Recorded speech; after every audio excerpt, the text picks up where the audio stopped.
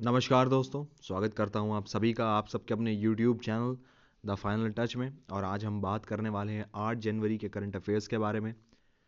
ये सारे current affairs आपके आईबी के एग्ज़ाम, अपकमिंग एग्ज़ाम के लिए बहुत इंपॉर्टेंट है, बहुत रेलेवेंट है। मैंने आपको हमेशा बोला है कि इसे रटिए मत, इसे सुनिए, ध्यान से सुनिए, और जैसे ही आपके टेलीग्राम चैनल से जुड़िए हमारे, और उसमें जैसे ही क्वेश्चन आते हैं उन्हें लगाइए। ठीक है, चलिए। और लाइक शेयर सब्सक्राइब प्लीज़ कर दीजिएगा, बिल्कुल मत भूलिएगा, आपका हम बहुत ज़्यादा शुक्रमंद रहेंगे। चलिए, आज हम देखते हैं आज के हमारे पॉइंट्स क्या हैं।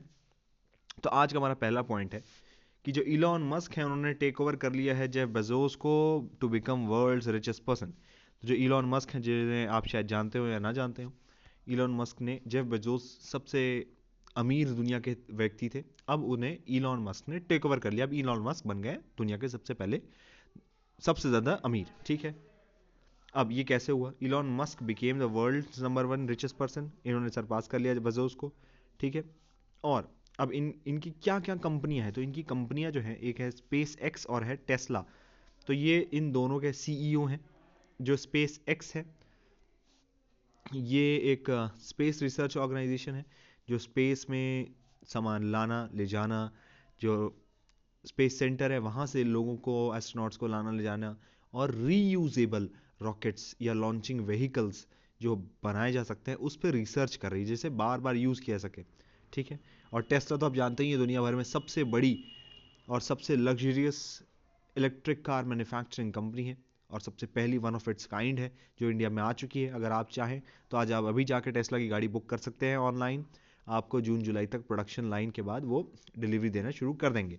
ठीक है, तो अब ये सबसे अमीर है, और इनकी अभी वैल्यू जो इनके पास पैसे हैं वो हैं लगभग 188.5 बिलियन डॉलर्स, जो कि होता है बहुत ज़्यादा। ठीक है, चलिए, जो कि 1.5 बिलियन डॉलर मोर है बेजोस से। चलिए आगे देखते हैं हमारा अगला पॉइंट।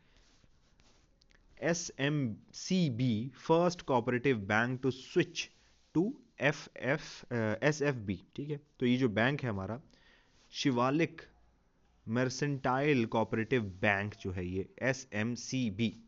ठीक है, ये पहला, अपने आप में पहला, देखो ये आज करंट अफेयर्स में क्यों है, इसका एक रीज़न है, तो इसे ध्यान से समझना। जो शिवालिक मर्सेंटाइल कोऑपरेटिव बैंक है, ये अपने आप में पहला ऐसा बैंक है, फर्स्ट अर्बन कोऑपरेटिव बैंक। ये कोऑपरेटिव बैंक था। ठीक है, कोऑपरेटिव बैंक जो cooperative organisations, rural development plus जो एग्रीकल्चरल इन चीज़ों को सपोर्ट करते हैं, ये उन बैंकिंग सेक्टर्स में से एक था।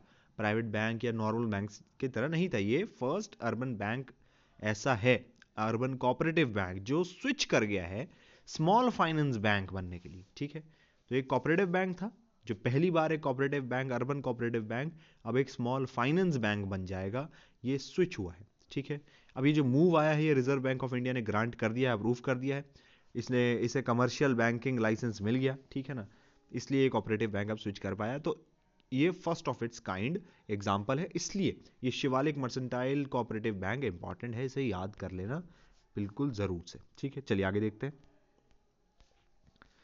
हमारा अगला पॉइंट है, India to chair 3 subsidiary bodies of UNSC 2022 में। तो इंडिया अब 3 सब्सिडरी जो बॉडीज़ हैं, जो छोटी बॉडीज़ या ऑर्गेनाइजेशन हैं यूनाइटेड नेशंस सिक्योरिटी काउंसिल की, उनमें उन्हें चेयर करेगा, उन्हें हेड करेगा।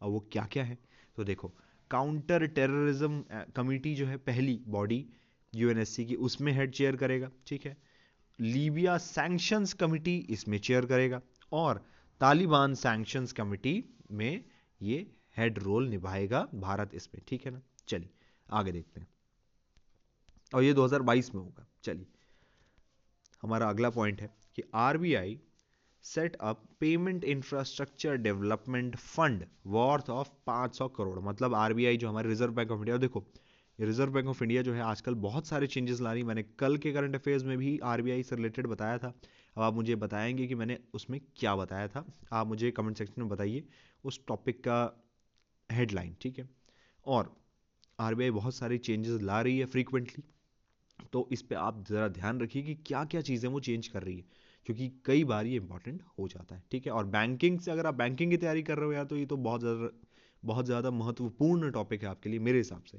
तो आरबीआई ने सेटअप किया है पेमेंट इंफ्रास्ट्रक्चर के लिए, जो आजकल डिजिटल पेमेंट को बहुत ज़्यादा बढ़ावा मिल रहा है और डिजिटल इंडिया इनिशिएटिव भी फैला हुआ है, मोदी जी का एक प्लान है। तो जाहिर सी बात है, इसलिए पेमेंट इंफ्रास्ट्रक्चर को डेवलप करने के लिए उसने एक फंड बनाया है 500 करोड़ का।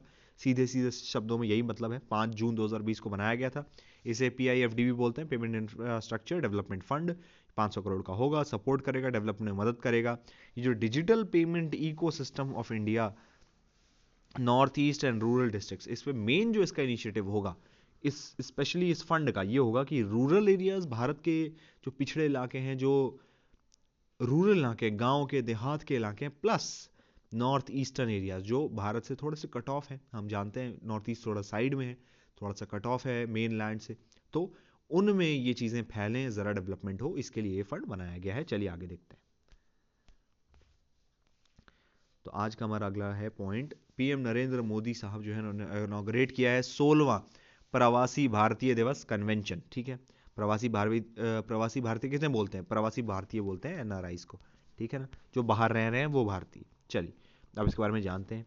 तो नरेंद्र मोदी साहब जो है उन्होंने 9 जनवरी को ये इनॉग्रेट करेंगे 16वीं प्रवासी भारतीय दिवस। 16वीं है, ये याद रखना कि 16वीं थी, ठीक है ना। ये हेल्ड होगी, वर्चुअली होगी, और ये हेल्प करेगी इंगेज और कनेक्ट करने के लिए जो बाहर भारतीय रह रहे हैं, वो अपने देश की चीज़ों से, अपनी सरकार से इंटरेक्ट कर पाएं, इसलिए ये एक तरीके का मुहिम या इनिशिएटिव है। ठीक है, चलिए आगे बढ़ते हैं।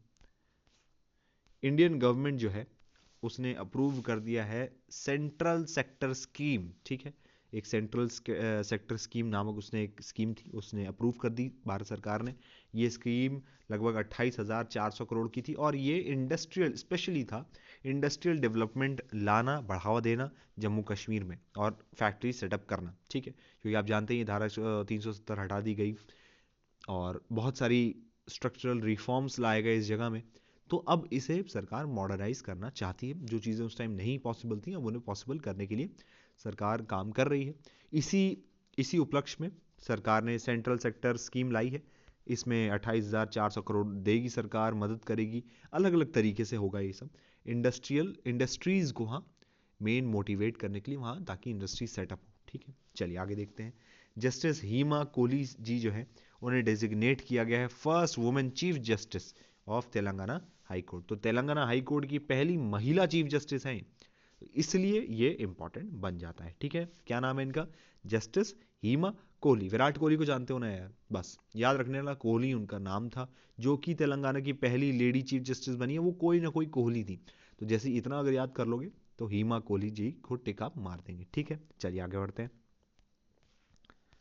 तो ये आज के हमारे पॉइंट्स थे, आज हमने इन्हें जान लिया। और अगर आपका कोई भी सजेशन हो, कोई भी पॉइंट हो, आप जाइए कमेंट सेक्शन में हमें बताइए, या हमारे टेलीग्राम चैनल से जुड़िए, लिंक डिस्क्रिप्शन में मिल जाएगा, और हमें वहाँ बताइए। हम आपकी मदद या आपके सजेशंस को ज़रूर ध्यान से सुनेंगे, समझेंगे, और उन्हें इम्प्लीमेंट करने की पूरी कोशिश करेंगे। तब तक के लिए पढ़ते रहिए, आगे बढ़ते रहिए। मिलते हैं आपसे नेक्स्ट वीडियो में। Thank you so much.